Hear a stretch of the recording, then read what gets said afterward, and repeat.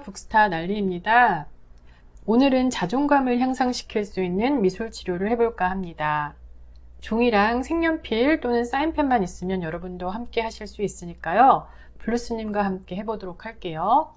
그럼 블루스님 모시겠습니다. 안녕하세요. 블루스님. 네, 안녕하세요. 잘 지내셨나요? 네. 다음 주부터 장마가 끝나고 무더위가 본격적으로 시작될 거라고 하는데 더위에 좀 강하신 편인가요? 네. 안 그러신 것 같은데. 아니에요. 땀띠가 엄청 나신 것 같은데. 더위, 이제 시작될 무더위로 인한 스트레스를 거뜬히 극복할 수 있도록 오늘은 자신감을 향상시킬 수 있는 활동을 해보기로 해요. 제가 오늘도 역시 마찬가지로 종이를 드렸는데요. 우선 왼손을 한번 대보시겠어요? 네, 왼손을 대고 브루스님의 예쁜 손을 따라서 이렇게 본을 한번 떠보세요.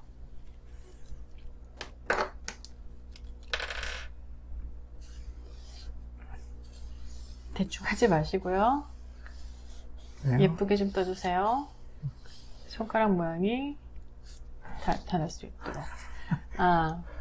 이거 마치 파는 위생 장갑처럼 생겼네요, 손가락이. 오빠는 안 그려서 그래요. 그리고 기왕이면 손톱도 그려주시고, 지금 왼손에 반지 끼셨는데 반지도 한번 끼워줘 보시고, 손을 예쁘게 한번 꾸며줘 보세요.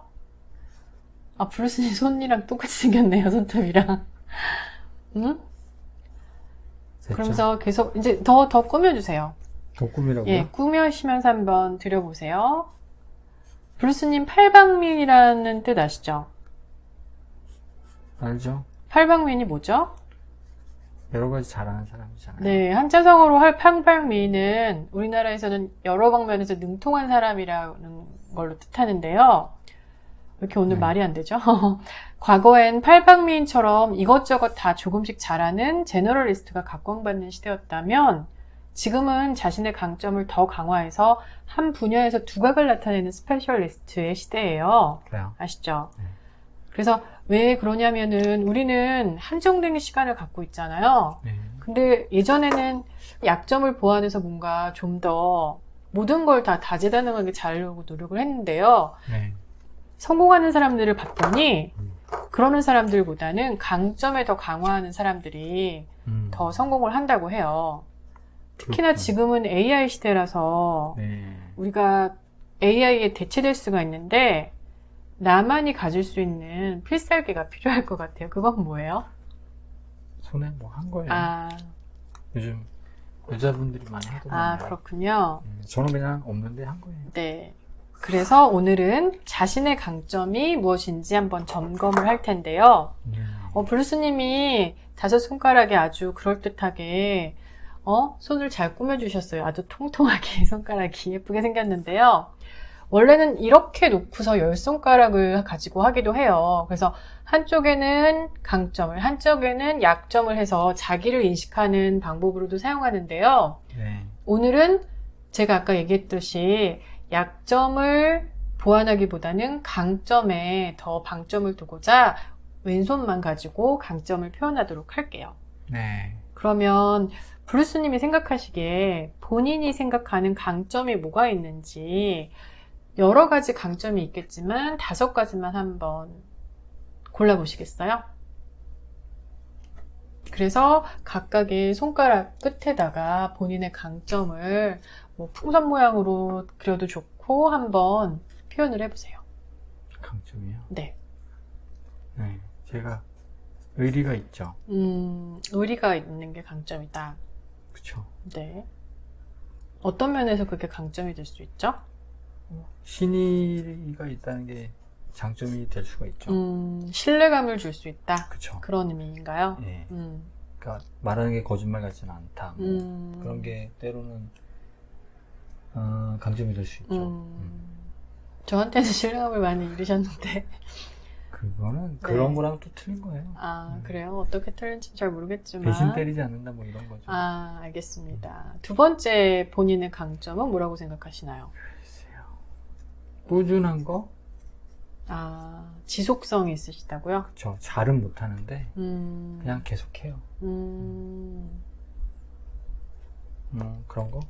저도 그렇고 브루스님도 그렇고 사실 한때 젊었을 때는 회사를 되게 자주 관뒀었잖아요. 그런 거랑 저거는 상관없어요. 아, 그래요? 네, 그 회사라는 건 응. 그냥 운도 많이 역할을 해요. 아닌 데서 오래 있는 게 뭐 무조건 좋은 건 아니잖아요. 아닌 거를 아니라고 생각하고 결단 내는 거랑 저 꾸준함이랑은 또 다른 거예요. 알겠습니다. 본인이 좋아하는 일에 있어서는 꾸준함을 그렇죠. 가질 수 있다라는 것으로 제가 받아들일게요. 쉽게 뭐 질리지 않는다는 거죠. 세 번째는요? 없는데요. 오늘 밖에 엄청 오토바이가 시끄럽네요. 그래요. 갑자기 네. 오토바이 얘기를 하는데 없는데요 그랬더니 오토바이? 이거 왜예요? 네. 억지로라도 본인의 강점이 뭔지를 한번 생각해 보시는 시간이라고 생각하시면 좋아요. 그래요. 아마 5손가락 이상으로 많으실 텐데 겸손하셔서 그런 것 같아요. 시간 약속을 잘 지키는 게 저거랑 다를까요?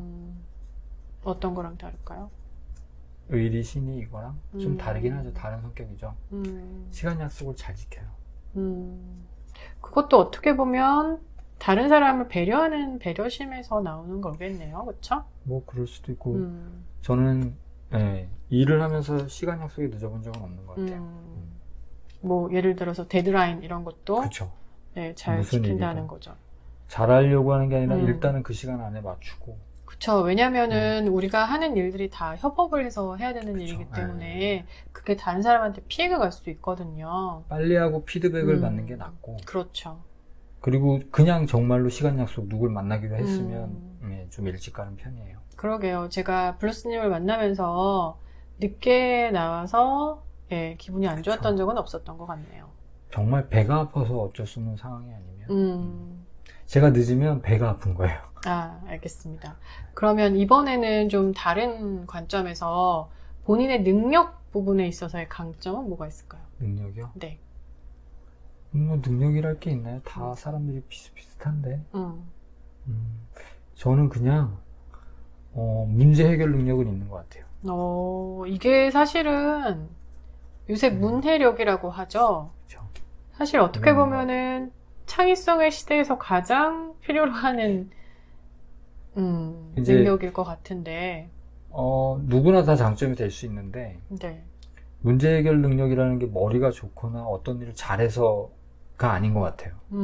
오래 붙들고 계속 고민하다 보면 그쵸. 해결 유레카하는 방법이, 해결 방법이 생기는 시점이 거지. 오죠. 그 전에 다들 포기하니까 이제 저 해결 능 능력이 없다라고 생각할 수 있는데 저거는 어떤 사람의 능력이라기보다는 네. 이런 것들, 꾸준함이나 뭐 이런 것들에서 나오는 또 다른 장점이 아닌가 굉장히 큰 강점을 가지고 계시네요.